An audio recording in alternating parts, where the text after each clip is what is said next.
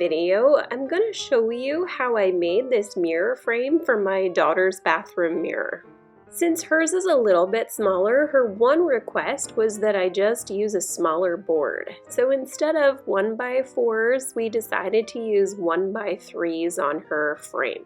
The corners of her mirror frame are going to be cut at 45-degree angles. I'm going to join those corners together using a Kreg jig, and I'm going to fasten it to the wall using a router and a keyhole bit. Using a keyhole bit will allow you to slide the frame on and off the mirror. So if you ever need to take it off for any reason, you're able to do that. Here is a breakdown of the steps that I will be following to build this frame, and also the tools that will be needed for each of those steps.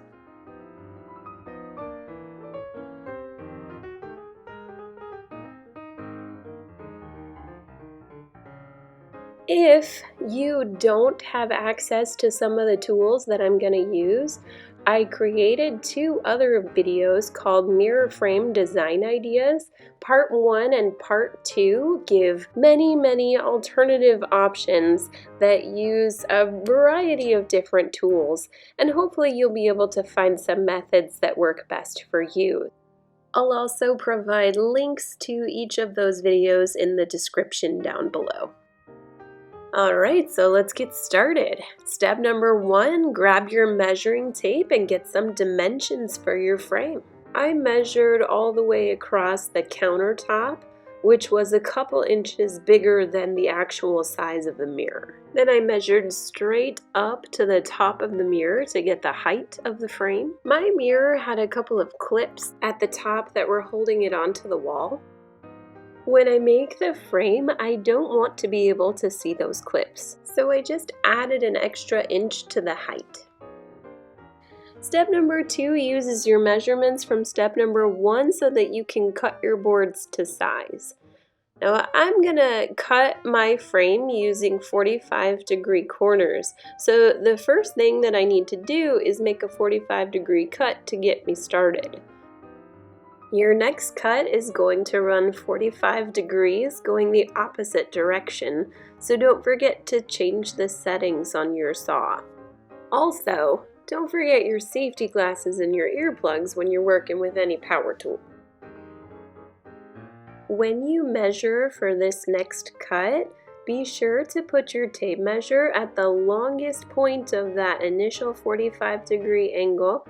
Use your measurement from step 1, and that's gonna be the longest point of your next 45-degree angle. So just make sure that your measurement runs along the outside edge of those 45-degree cuts. Longest point to longest point. When you line up your saw blade with your marking, you want your saw blade to be on the outside of that mark so that your board doesn't end up too short. You're just gonna keep repeating that process until you have all 4 of your boards cut. Step 3 is taking each of those boards and creating a nice smooth surface by sanding them down. Sometimes the more expensive boards will already have a smooth finish on them, and so you might be able to skip this step. But if they're kind of rough, you're going to want to sand the boards. I use a 3-step process to sand my boards. I start with a really gritty sandpaper. Anything numbered 100 or less should do the trick for this. And really what this does is rough up the board even more, and it gets rid of those really rough spots and just kind of evens it out. And then the second thing that I do is I grab a sandpaper that is labeled very fine, and maybe this is around 200 or above if you're looking for a number for your sandpaper. And then I'll go over the boards again, and this will just make everything really smooth to the touch. The smoother your board, the easier it is to clean and dust off, so you really want to get that as smooth as you can.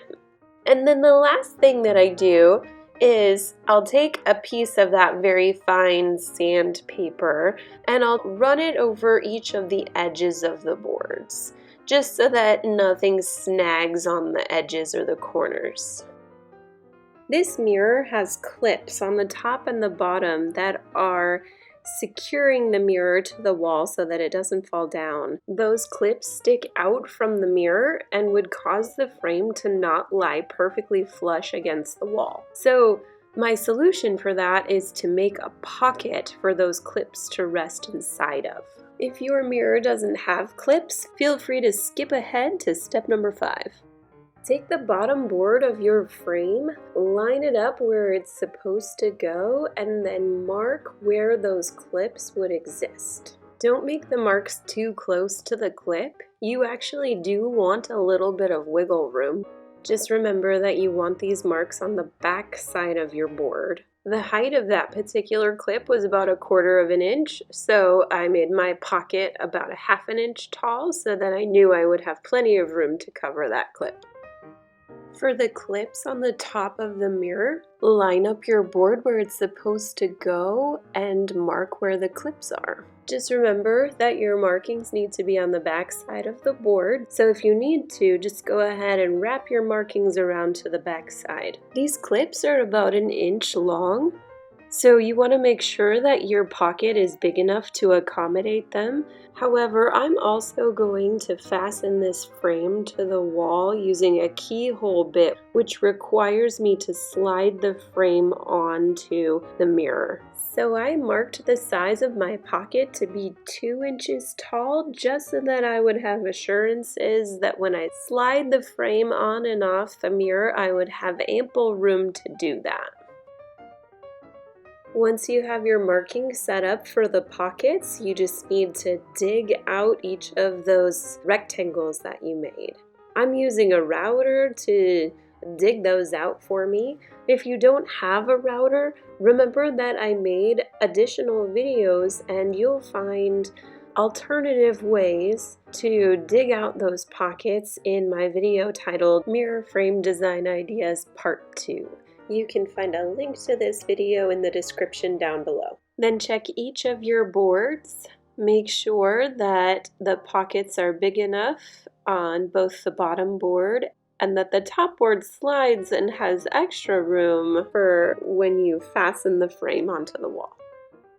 So far, we've cut our boards to size and put little pockets in the back for those mirror clips to rest inside of. For step number 5, I'm going to take a Kreg jig and join the corners together by putting 2 holes on both the left and right sides of the top and the bottom board. The actual thickness of a 1x3 is 3/4 of an inch. So put your Kreg jig on the proper settings. Make sure that when you drill into your board that you're drilling into the back side of the board. Should be the same side that you've got your pockets cut into. Because I have a smaller board, I'm using a 1x3, I'm going to use the 2 closest drill holes in order to pop 2 holes into my board. I'm just resting the 1x3 on my shoulder while I do this to make it a little bit more comfortable to drill those holes. And then just repeat this process 3 more times. The last thing to do for this step is to take your drill and screw in 2 Kreg screws into those holes. Consult your Kreg jig manual to determine the proper size screw that you should use. I don't have a clamp to make this easier. I just use my hands to hold them together while I'm screwing in those screws.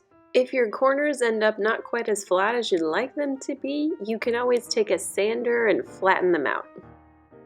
So now we've got this frame with the 4 corners joined together. Now step 6 involves taking that frame and getting it set up for you to fasten it to the wall. First thing we're going to do is take that extra space on the sides of the mirror and we're going to put 2 screws on each side so that we can fasten the frame to the wall. Grab your stud finder. I'm starting on the right side of my mirror and there is no stud back there. So I'm going to need to anchor the screws to the wall. The instructions say that I need a 3/16 inch drill bit. Following those instructions, I'm just going to pick a place that's close to the mirror and start drilling. Take your anchor, hammer it into the wall, and then screw your screw into that anchor. The screw head should stick out a little ways past the mirror. Repeat that process so you have 2 screws on the right side.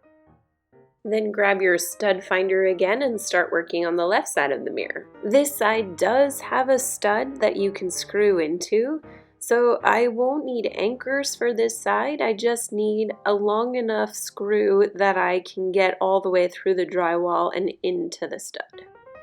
I'm using a 2-inch wood screw. Pick a spot close to your mirror and screw it in. Put one near the top and one near the bottom of your mirror. Now that you've got all 4 screws in and ready to go, we need to know exactly where those screws are on the frame so that you can cut your keyholes using the router and the keyhole bit. I think the easiest way to do this is to grab some paint and apply it to each of the 4 screws. Then take your frame, put it in place, and press it up against each of those 4 screw heads. The paint will transfer onto the frame and show you exactly where those 4 screws are, so you don't have to measure and try to find them. Recall that when I made the pockets for the mirror clips in step 4, I gave myself an extra inch of wiggle room so that I could slide the frame onto the mirror. I need to stay within that extra inch, so I measured down 3/4 of an inch from each mark. It's important to remember when you start using your router that you have to start below the mark that you made. Make sure that you have eyeglasses and earplugs on when you're using your router. Work slowly, and then repeat this process 4 times for each screw. When you're done, I would take it into your bathroom and just try it out and make sure that it slides on and off the wall. One of the last things to do is to paint or stain your frame.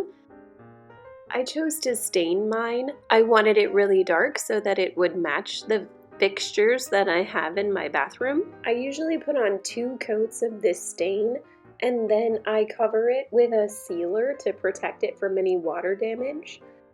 I usually use 2 coats of sealer, and in between those coats I will sand using a very fine sandpaper to just smooth out the finish.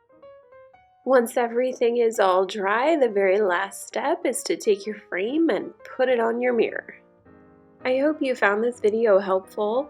Remember that if you don't have some of the tools that I used in this video, you can always look at my mirror frame design ideas part 1 and part 2. Those videos have lots of other ideas to help you build, design, and install a mirror frame. I feel confident you could find something that would work for your particular situation. Again, I hope you liked this video. If you found it helpful, please consider hitting the like button and subscribing to my channel.